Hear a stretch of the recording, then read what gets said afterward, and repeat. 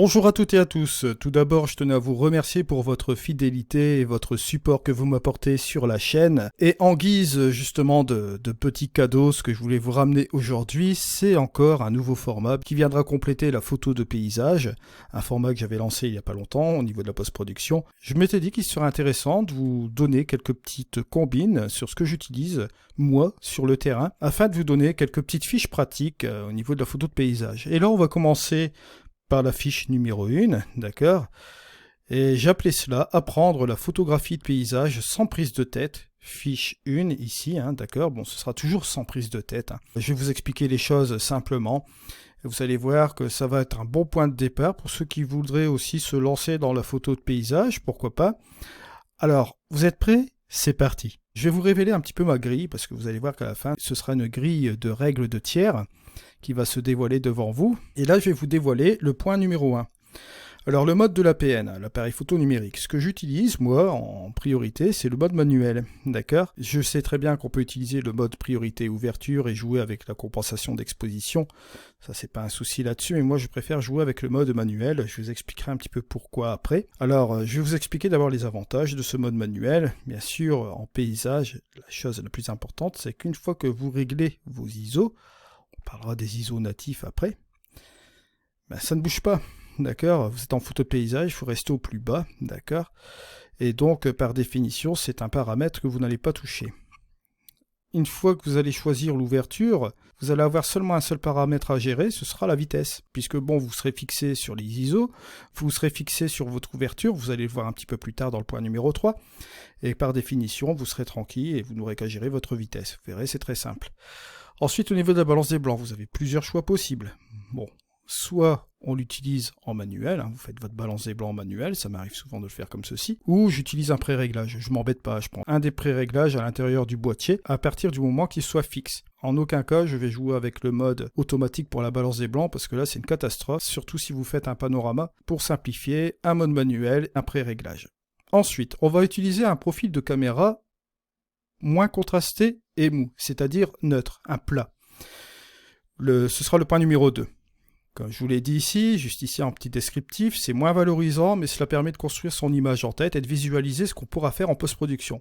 Très simple, lorsque vous avez un profil de caméra à l'arrière, justement de celle-ci, si vous avez un profil qui est fortement contrasté, fortement saturé, assez valorisant, ça va un petit peu vous fausser l'idée que vous allez avoir pour faire votre image, pour la construire après en post-production, c'est-à-dire une visualisation créative, ça va un petit peu la fausser complètement et la mettre dans le mur.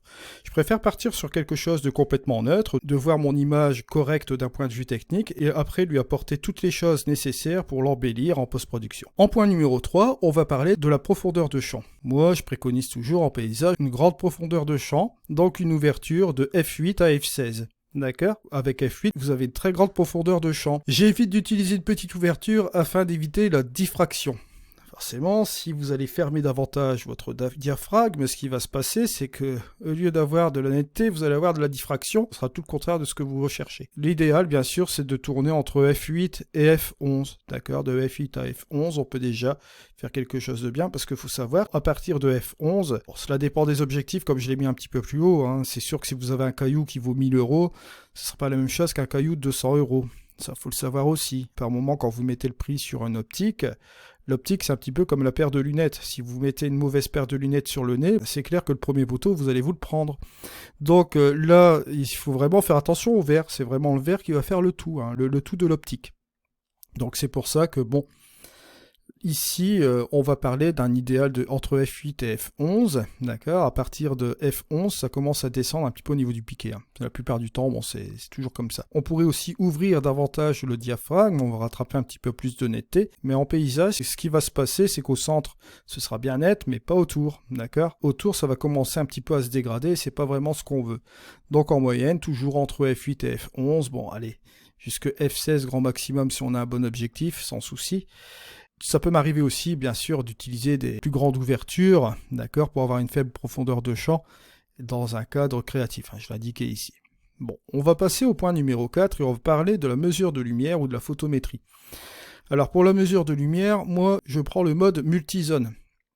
Mode multizone, bon, sur les différents boîtiers que vous voyez ici, un Fuji c'est en multi, Nikon c'est le mode matriciel, Sony multi, Canon évaluative. J'ai pas mis les autres boîtiers, mais bon, vous recherchez le mode multizone dans votre boîtier. Cette mesure est la plus adéquate puisque ça va vous faire une moyenne de ce que vous voyez sur l'arrière de votre écran. Alors, vous avez aussi les ISO natifs que je vous ai mis ici. Bon, j'ai dit que je ne parlais pas du mode étendu. Bon, par moment, moi, j'utilise les modes étendus pour faire certaines photos, mais bon, si vous débutez, prenez les ISO natifs. Bon, les ISO natifs, c'est là où vous allez avoir le moins de bruit. C'est ce qui a été conçu pour votre capteur. C'est-à-dire qu'on va utiliser l'ISO natif, par exemple, de 100.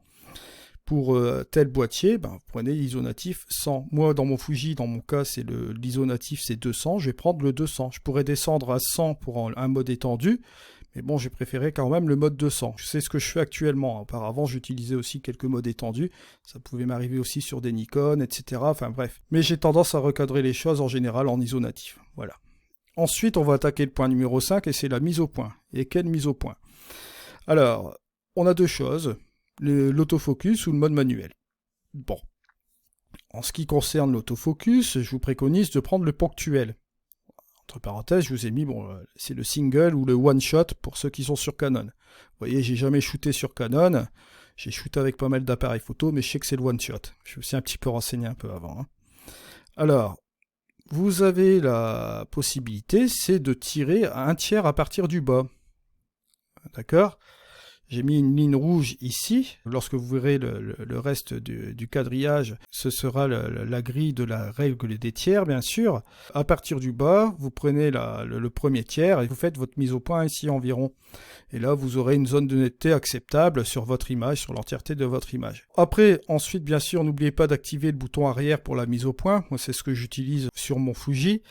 J'ai les deux boutons AEL et AFL que j'ai mis directement en mise au point automatique pour éviter d'utiliser le bouton du dessus. C'est beaucoup plus agréable d'appuyer sur le bouton arrière et d'enclencher après. Ensuite, lorsque je suis amené à utiliser le mode manuel aussi, j'utilise le focus picking. Le focus picking, bon, c'est très simple pour résumer un peu l'affaire. C'est lorsque vous faites une mise au point, d'accord, manuel, vous avez ici des indications qui sont, on va dire, en zone rouge, zone jaune, bleue, repérage par rapport au contraste, bien sûr. Vous voyez en fait en temps réel sur votre écran ce qui va être mis en mise au point, donc c'est fortement intéressant, ça va très très vite le focus picking. Utilisant en mode autofocus ou en mode manuel, ça va vraiment très très vite avec le focus picking. Ensuite, vous avez aussi à l'infini, mise au point à l'infini, bon là c'est très simple. Vous avez votre petit symbole, hop, même attention par moment, vous avez une petite barre qui vous indique l'encoche exacte où vous positionnez pour avoir l'infini. Une fois que vous êtes sur cette valeur, vous avez aussi une zone de netteté acceptable, on peut dire. Ensuite vient le focus stacking. Le focus stacking, si par exemple au premier plan vous avez des roches et que vous voulez vraiment ces roches vraiment très très nettes, d'accord, style des galets, des choses comme ça. Si vous allez vous mettre ici en règle des tiers, bon, il se peut que là, bon, ce soit un petit peu flou, là aussi, ou bien sur les côtés là, d'accord. Donc là, dans ce cas-ci, vous pouvez procéder au focus stacking, c'est-à-dire que vous allez prendre plusieurs mises au point, par exemple une ici, une là, une ici, une là et une dans le fond, d'accord, 3 mises au point. Et dans votre logiciel de post-production, que ce soit Affinity, que ce soit ON1, Photoshop et j'en passe, vous allez les empiler, d'accord, et retrouver toute cette zone de netteté du début à la fin. Ensuite vient aussi notre cher hyperfocal. Bon, je dois vous l'avouer que maintenant je l'utilise un peu plus rarement, mais ça peut encore m'arriver. C'est une espèce de petit calcul pour avoir exactement votre zone de netteté du début à la fin. Mais ça, je dois vous avouer que je l'utilise rarement, ça peut m'arriver, mais maintenant ce sera plus les autres méthodes que je vais utiliser. Alors ensuite, on va passer au point numéro 6. Sur votre APN, activez votre histogramme de luminance, d'accord? L'histogramme de luminance, ça va vous permettre d'avoir un point de repère sur votre exposition. C'est vraiment lui qui va vous donner toutes les informations pour savoir si vous cramez ou si vous êtes trop bouché au niveau des ombres. Maintenant, attention, il y a un petit souci là-dessus. Bon, moi, ce que je vous préconise toujours de faire aussi, c'est d'exposer au maximum à droite. Bon.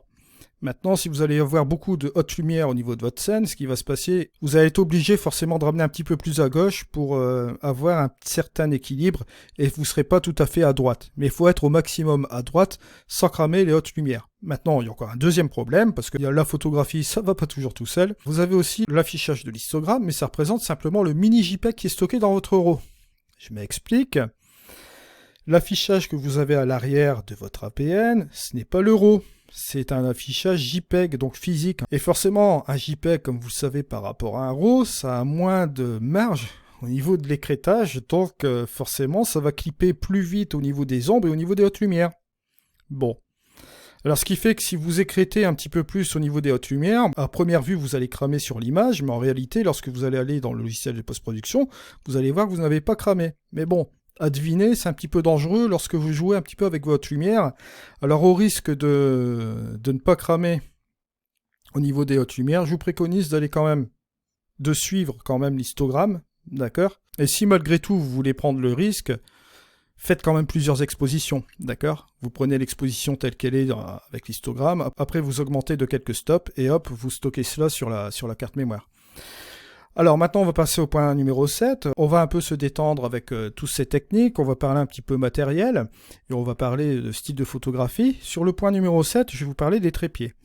Bon, moi par expérience, maintenant je peux vous dire que j'utilise 2 trépieds maintenant. Avant j'utilisais un seul trépied, j'enlevais la colonne centrale, j'avais des trépieds qui m'autorisaient à enlever la barre centrale et de pouvoir être complètement à plat, d'accord? Donc c'était assez rapide pour mettre le trépied à plat. Bon, on est bien d'accord. Seulement, par moment j'avais besoin de cette barre centrale et je la laissais la plupart du temps à la maison, où je la prenais avec moi et je dois vous dire que bon, toujours remettre la barre ou bien l'enlever, etc. C'était pas vraiment le mieux. J'utilise maintenant un mini trépied, d'accord, en fibre de carbone. J'en parlerai un petit peu plus tard sur la chaîne de ce trépied-là, il est vraiment pas mal, qui me permet de faire les prises de vue à ras du sol. Quand je dois faire mes photos de paysage où j'ai besoin de ma colonne centrale, maintenant j'ai aucun souci. Si je dois rehausser un petit peu davantage, vous voyez, aucun souci là-dessus, où j'utilise le mini trépied, d'accord, pour faire mes photos à ras du sol. Si je veux faire aussi par exemple mes photos de seascape, des photos de paysages marins, notamment, ça peut être intéressant. Au niveau de l'APN, bon, il va sans dire, vous vous en doutez bien, je préfère l'hybride maintenant. Donc préférez l'hybride pour sa légèreté. Franchement, c'est un conseil que je vous donne. J'aurais pas dit la même chose à mes 20 ans, mais bon, là maintenant, à 46 ans, je commence un petit peu à faire attention à ma santé. Et c'est vrai qu'au niveau de la colonne vertébrale, c'est quand même mieux un hybride, c'est quand même plus léger. Parce que se balader avec le gros APN, bon, je dis pas, j'aime bien les gros APN, le D810, allez, je vais l'avouer quand même un petit peu, le D810 me manque un peu parce que j'aimais bien son côté costaud, son côté robuste aussi. Mais je dois dire que pour la créativité, pour la prise de vue, la prise de photos, etc., un hybride, c'est incomparable. Vous pouvez le baisser dans tous les sens, même à main levée, on peut faire des choses extraordinaires. L'hybride est vraiment très bien pour le paysage. Quand vous faites beaucoup de parcours, quand vous faites beaucoup de kilomètres, avec des montées, des descentes, le vide à côté, etc., c'est beaucoup plus agréable d'avoir un sac contrôlé. Bon. Ensuite, au niveau des capteurs, micro 4 tiers, APS-C, full frame ou moyen format. Et j'ai mis entre parenthèses, pensez au panorama. Bon, là je m'attarde un petit peu là-dessus. Pourquoi? Parce que bon, de nos jours, il y a toujours des guerres avec la taille des capteurs, et ça, je trouve ça vraiment stupide, c'est vraiment absurde. Puisque bon, si vous n'êtes pas capable de faire une photo de paysage avec un appareil photo, que ce soit un micro 4 tiers, un APS-C, full frame ou moyen format, arrêtez la photographie et cherchez autre chose. Parce que bon, c'est la base de la photographie, que vous ayez n'importe quel appareil photo entre les mains, vous êtes capable de créer des images, il n'y a aucun souci là-dessus. Si vous manquez de pixels, faites un panorama tout simplement, vous les collez en post-prod et vous avez vos pixels, il n'y a pas de souci là-dessus. On va toujours hésiter entre un APS-C et un full frame, mais moi j'irai encore plus loin, je vais vous dire franchement la chose, il n'y a plus trop de différence entre le full frame et le moyen format, surtout chez Fuji, ils font des moyens formats très abordables, et quand je vois le prix de certains full frame, franchement, je préférerais passer au moyen format plutôt que prendre le full frame. Sinon, je vais être honnête avec vous, même avec un APS-C, vous faites des choses extraordinaires. Et je connais même des photographes en micro 4 tiers qui vous font des trucs splendides. Au niveau des filtres, bon, c'est le coup classique, ND, GND, polarisant. Bon, polarisant, je vais vous avouer quelque chose. Je ne vais pas l'utiliser tout le temps, d'accord? Ça dépend dans quelle situation je vais l'utiliser aussi. Mais ce sera plus du ND ou du GND. Après, un bon sac, pour être bien confortable avec. C'est un choix personnel et pensez aussi à la protection de votre matériel, bien sûr. Les batteries, pensez à prendre une batterie constructeur et pour le reste, sincèrement, c'est des batteries qui sont là de secours, d'accord? Donc pensez à 2 batteries constructeurs et le reste, prenez les batteries qui ne sont pas de la marque, n'allez pas vous ruiner avec ça. Ensuite, un L-bracket, forcément pour passer de l'horizontal au vertical rapidement. Pareil, bon, c'est pas les choses qui coûtent le plus cher aussi, si ça sert à rien de prendre la dernière marque aussi, à partir du moment que ça tient bien la route, c'est qu'un morceau de métal, d'accord? C'est qu'un morceau de métal. Application GSM, D'accord, donc mobile, pour le repérage. J'ai pensé à Photopile puisque c'est l'application que j'utilise, d'accord, pour les endroits, pour l'indication des heures dorées, des heures bleues, le lever de soleil, coucher de soleil, etc. Bon. On va passer au point numéro 8 maintenant et on va parler d'objectifs. Des objectifs qui n'est pas des moindres. Objectif type zoom, objectif fixe, d'accord? Et avant de parler des objectifs zoom et parler des objectifs fixes, moi je vais vous donner un petit conseil si vous commencez la photographie de paysage, s'il y a seulement un objectif que vous devez prendre, c'est sans doute le 24 mm. Bon, le 24 mm est déjà grand angle, c'est considéré déjà comme un ultra grand angle, hein. 24 mm. Bon, bien sûr, j'ai donné les valeurs ici en full frame, donc vous faites la conversion pour la voir en APS-C, d'accord, ou bien un micro 4 tiers ou moyen format. N'oubliez pas de faire le taux de conversion. Le 24 mm va vous permettre d'avoir déjà pas mal de choses à l'écran et les distorsions ne seront pas exagérées, donc ça restera vraiment dans le cadre. Ce sera vraiment un truc qui soit pas mal. Ensuite, j'ai mis le 21 mm puisque j'avais un 14 mm en APS-C. Et sur le Fuji, le X-T3, d'ailleurs on va se rendre sur mon site internet, je vais cliquer sur une de mes photos, ça a été pris avec le 14 mm APS-C, donc 21 mm, vous voyez. Je vais vous donner une seconde photo, là c'est la même chose aussi, 14 mm pour équivalence 21 mm. Donc vous voyez, ça vous donne déjà un petit truc assez intéressant. Le 21 mm est déjà plus étendu que le 24, mais ça vous donne quelque chose de pas mal. Bon. Ici, pareil, 14. Là, ici, c'est la même chose. Là, par contre, c'est avec le XT2. J'ai pris cela avec l'ultra grand angle. Donc là, c'était fait avec 10 mm, donc équivalence 15 mm. Là, pareil, ici, avec le 21. Pareil, 21, donc 14, 21. Hop, 21, même chose. Là, 21. Là, c'était fait avec le D810 de chez Nikon, 24 mm, vous voyez. Là, pareil, 24 de chez Nikon. Je vais aller chercher aussi le Nikon. L'équivalence aussi, j'avais été sélectionné aussi. Voilà, attendez, hop. Là, ça a été fait avec le Fuji. Fuji aussi, 14 mm, enfin équivalent 21 mm, voilà. Encore du Fuji. Pareil ici. Pareil. Vous voyez, là, le Nikon D810, Nikon, voilà, là c'est le Sony A7R2. J'avais fait ça avec une Samyang 24 mm. La Samyang qui coûte pas cher, hein. L'autofocus, pour ceux qui veulent se le procurer avec le Sony, pourquoi pas, vous voyez, j'ai eu ce résultat-là. Donc tout ça pour vous dire que, bon, on va revenir sur notre petite fiche ici. Le 24 et le 21 mm, ça peut être déjà deux focales fixes et avec des ouvertures maximum qui sont de f2.8 et généralement vous n'allez pas vous ruiner. Bon, maintenant il faut savoir que les 15-35 ici en full frame et 70-200, si vous êtes en ouverture constante en f2.8, d'accord, minimum, je peux vous dire que là vous allez quand même casquer. Par contre, si vous prenez une ouverture constante de 4, f4, là, ça peut être jouable, vous pouvez trouver des prix abordables. Au niveau des objectifs fixes, bon, je vous ai mis toutes ces valeurs, 14 mm, 20, 24, 50, 70, 200 mm, toujours en valeur full frame, hein, plein format.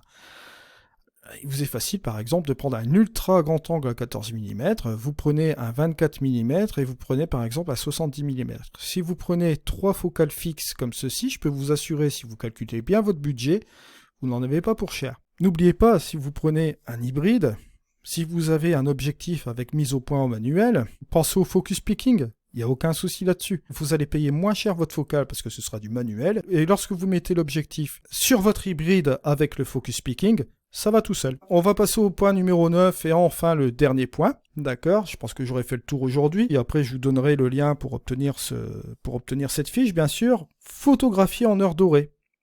Photographier en heure dorée, en priorité. L'heure dorée, vous savez ce que c'est un petit peu la petite demi-heure avant le coucher de soleil. Vous avez des couleurs exceptionnelles avec des ombres très douces, des lumières, comme il se dit, dorées. Et c'est là où vous allez capturer des moments assez inoubliables. En post-production, vous allez pouvoir faire jouer votre créativité à toute blinde avec cette heure dorée. Pareil pour l'heure bleue. C'est ce qui se passe après le coucher de soleil, parce que bon, coucher de soleil, si vous êtes en heure dorée, le coucher de soleil, vous le faites, et restez un petit peu pour faire l'heure bleue. L'heure bleue correspond à une durée d'à peu près 15-30 minutes, juste après le coucher de soleil, donc ça vous coûte rien. L'heure bleue a vraiment son petit charme avec cette petite couleur bleutée par rapport à la nuit, où c'est complètement obscur, et là, bon, c'est assez angoissant lorsque vous faites de la photo de paysage en pleine nuit comme ça. Il peut vous arriver des drôles de trucs. Alors, la journée pour avoir des contrastes plus marqués. C'est vrai qu'en pleine journée, là, je vais mettre mon conditionnel au niveau de la photo en pleine journée, puisque là, vous allez avoir des lumières très dures. Et là, forcément, au niveau de post-production, on va pas se mentir, on va pas faire grand-chose. Mais, attention, les photos que vous allez faire en pleine journée, lumière dure, comme ceci, ça va vous servir pour photos de documentaire, pour ramener un petit souvenir, par exemple, ou documenter un endroit, pourquoi pas, ça sert aussi. Ok ? N'oubliez pas aussi la photo touristique pour ramener un souvenir, ça marche bien aussi. Alors, les derniers petits trucs, désactiver la stabilisation objectif APN, objectif, la stabilisation de votre objectif et de votre APN, bien sûr. Je sais que vous avez des stabilisations sur l'APN, c'est bien en vidéo ces trucs-là, mais bon, quand on le laisse et qu'on fout son appareil sur le trépied, ça bouge dans tous les sens et je peux vous dire que là, la photo nette, vous pouvez toujours rêver. Alors, à main levée, là, cette fois-ci, vous activez la stabilisation. C'est là que ça va être utile, votre stabilisation APN et objectif. Mais attention, on n'allez pas non plus vous ruiner parce que l'appareil a une stabilisation. Allez, sincèrement, on va pas se mentir, la stabilisation de l'objectif, c'est déjà pas mal. Vous en sortez largement avec cela. Maintenant, si vous avez une stabilisation de l'APN, c'est pas mal non plus. Mais sincèrement, si vous n'avez pas de stabilisation du tout, mais alors, pas du tout, ça va pas poser problème, vous faites une petite conversion simple par rapport à la focale. Je vous rappelle, je vous ai donné un exemple ici, si vous avez un objectif de 50 mm, vous prenez la valeur de la focale, donc 50, vous ajoutez le dénominateur pour obtenir la vitesse, donc 1 sur 50. Bien sûr, 1 sur 50, c'est le minimum, il ne faut pas passer en dessous, 1/50e, mais c'est vraiment le minimum. C'est-à-dire pour ça que je vous dis de prévoir une zone de sécurité entre 1/50e et 1/100e, pour avoir quand même une zone de sécurité, d'accord ? Et surtout, parce que bon, ça, j'ai déjà vu l'erreur aussi pas mal de fois, faites votre conversion, si vous avez un APS-C, un micro 4 tiers, avant d'adapter cette conversion avec la focale. Si vous êtes en APS-C, n'oubliez pas de multiplier par 1,5, d'accord ? Par exemple, n'oubliez pas qu'une focale 50 mm correspond à une 75 mm pour un APS-C, donc là, le minimum sera de 1/75e, ok ? Donc voilà la fiche complète, vous voyez, ça fait comme une grille de règles de tiers, et il y a le petit intitulé, apprendre la photographie de paysage sans prise de tête, et c'est la fiche numéro 1. Alors, je vous ai mis la ligne là aussi pour vous faire un petit rappel au niveau de la mise au point lorsque vous voulez utiliser la mise au point traditionnelle à 1/3 du bas. C'est un petit rappel, d'accord ? Et vous avez tous ces petites choses qui sont résumées en 9 cases, bien sûr. Ici, en 1, 2, 3, 4, 5, 6, 7, 8, 9.